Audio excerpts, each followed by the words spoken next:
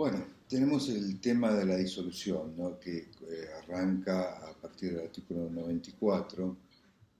Acá, como decíamos, en la resolución parcial, también la ley establece algunas causales de disolución.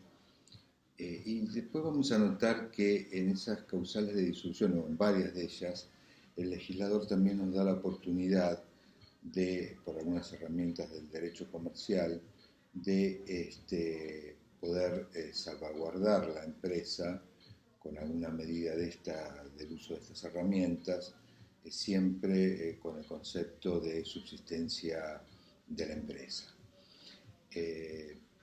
Muchos llaman, hay una discusión en la doctrina respecto a si la disolución es la extinción de la sociedad. Algunos dicen que es la muerte de la sociedad. En realidad, nosotros opinamos que la disolución no es la extinción de la sociedad, sino que lo vemos como que se da una de las causales previstas por la ley o previstas en nuestro contrato societario como causal disolutoria.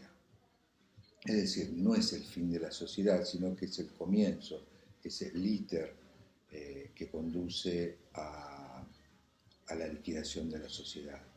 Es decir, al darse una situación de alguna de estas causales previstas, como tengo dicho, por la ley o por el contrato societario, comienza una etapa de la sociedad que tiene como fin la liquidación, que entonces decimos que la disolución es el camino hacia la muerte de la sociedad, no la muerte misma, porque la sociedad, como sujeto de derecho, incluso en los comienzos de la liquidación también, sigue existiendo, la personalidad la sigue manteniendo, esta se va a ver restringida mucho más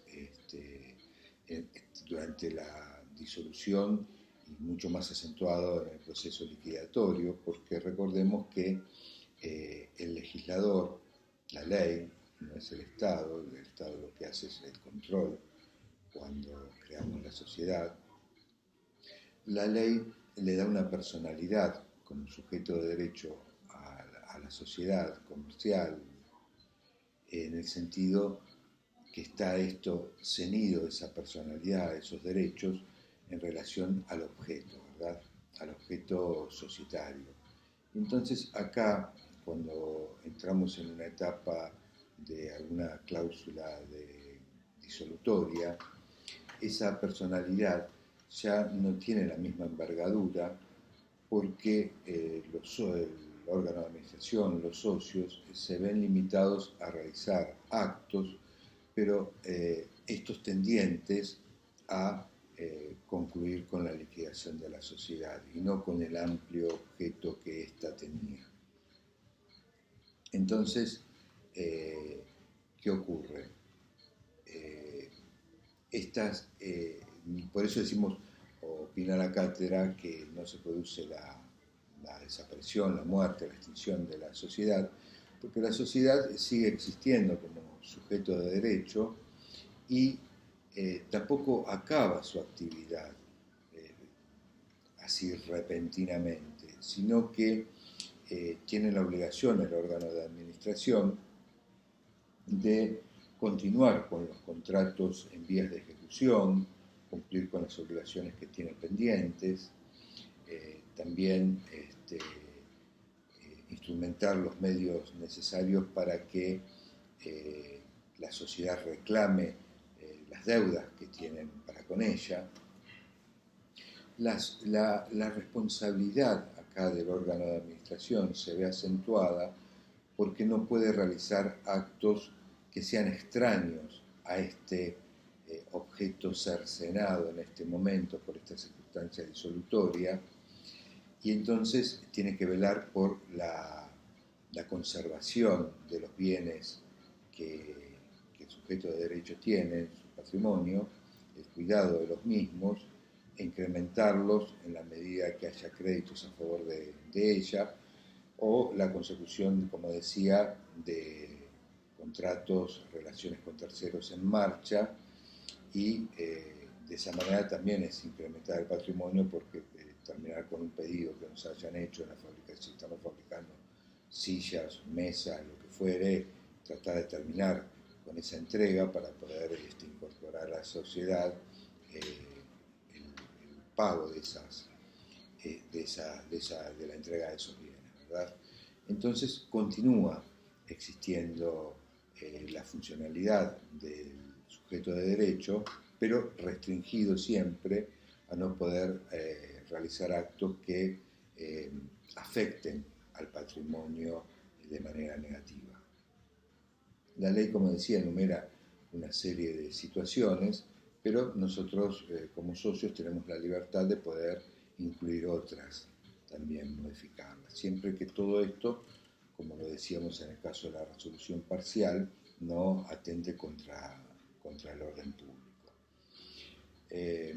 La ley comienza enumerando como cláusula disolutoria,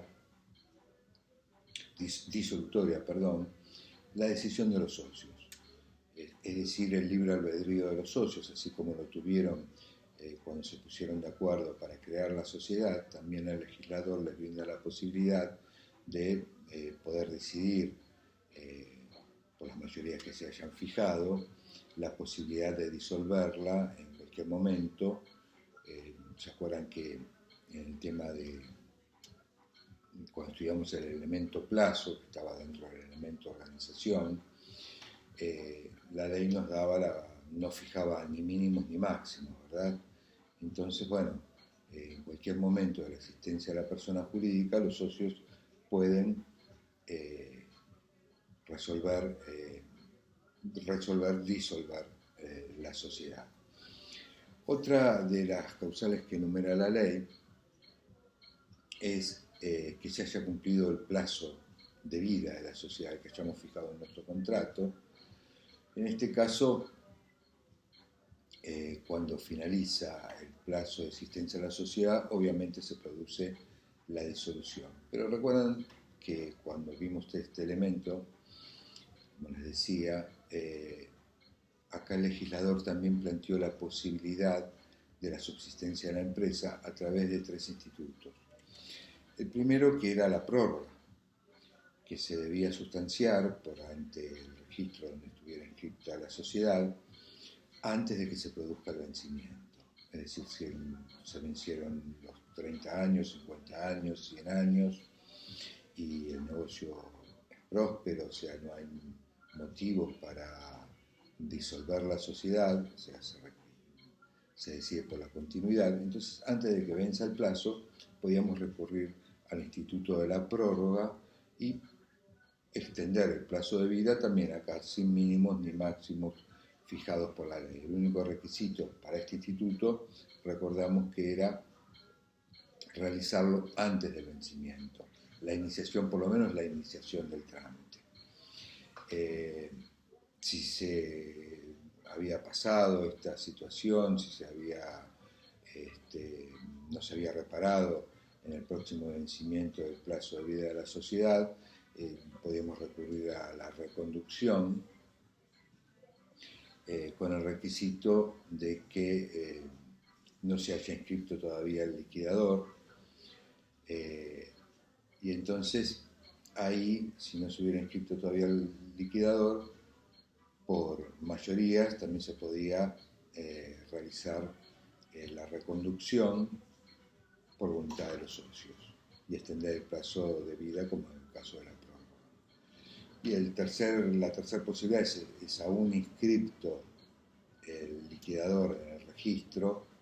Acuérdense que lo tenemos que inscribir porque el liquidador va a reemplazar al órgano de administración.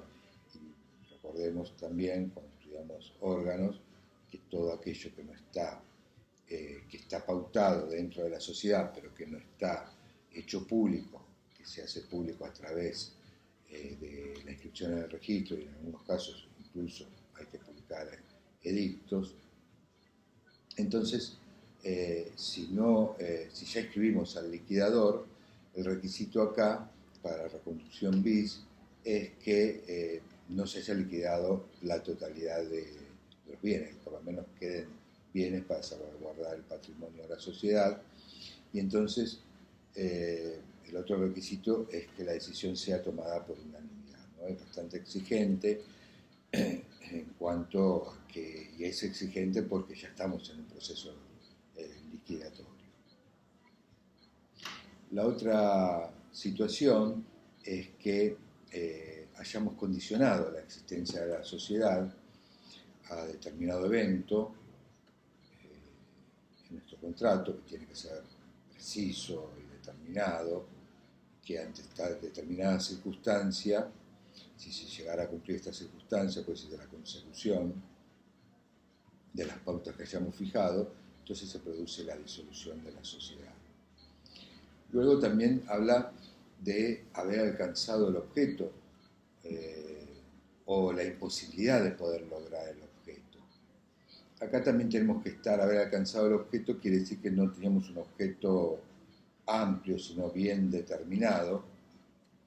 Entonces se logró ese objeto, la consecución de ese objeto ya no tiene razón para continuar la existencia de la sociedad, aunque quede plazo de vida de la misma. O que se haya tornado imposible el cumplimiento de ese objeto, que también lo vimos cuando hablábamos de nulidades, que tal vez el objeto cuando creamos la sociedad era lícito, era posible, pero que ante determinadas circunstancias, decíamos el ejemplo de examen para el objeto ilícito, es que tal vez era la ley seca de Estados Unidos, donde tal vez por determinada ley se determinó que la producción de bebidas alcohólicas está prohibida y ese era nuestro objeto. Entonces acá la ley nos da, más que la ley, perdón, la doctrina y la jurisprudencia, un plazo de 3 meses para adecuar ese objeto, en caso de no poder cumplirlo. O cuando sea también imposible cumplimiento, realizábamos exportaciones a un país donde el nuestro haya roto relaciones y ya no podemos entablar relaciones comerciales. Entonces también acá ese imposible cumplimiento, también se produce la disolución, salvo que, como decía, en ese plazo de 3 meses modifiquemos el objeto.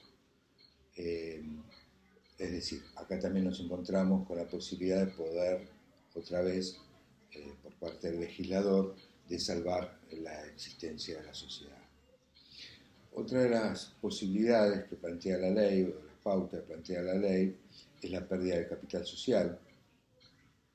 Acá, en el caso que se haya perdido, como señalábamos también anteriormente en la resolución, por los avatares de la vida comercial del sujeto de derecho, entonces, ante la pérdida del capital social, que no es automática la disolución, sino que tiene que estar basada en estados contables, etcétera, etcétera, otra de las posibilidades para poder continuar con la empresa es restituir ese capital social y entonces no se produce la disolución. Todos cláusulas extintivas, pero que no son lapidarias en el sentido que son remediables. Otra situación planteada en el 94 es el caso de la fusión. La ley menciona la fusión, ¿se acuerdan cuando vimos fusión? Algunos tipos societarios no, en algunos tipos de fusión las sociedades se disolvían sin liquidarse para constituir una nueva, la fusión pura. Entonces ahí se produce una disolución, por eso la ley la plantea como acto de disolución. Pero teníamos la disolución por absorción, donde únicamente las que se disolvían eran las sociedades absorbidas y no la absorbente. Bueno, otra de las causales, y también lo vemos en la escisión, si bien la ley no lo menciona, se hace extensiva esta mención de la fusión a la escisión, en los casos que está prevista la disolución, que es el tercer ejemplo de la escisión-división. Otra de las causales es la quiebra.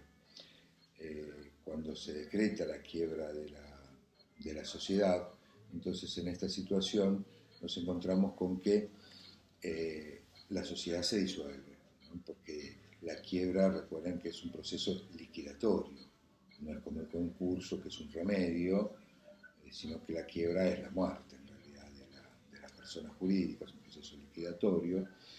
Pero también ahí el legislador nos da, el legislador y la ley de concursos y quiebra nos da la posibilidad de subsanar esta causal, ya sea a través del avenimiento o de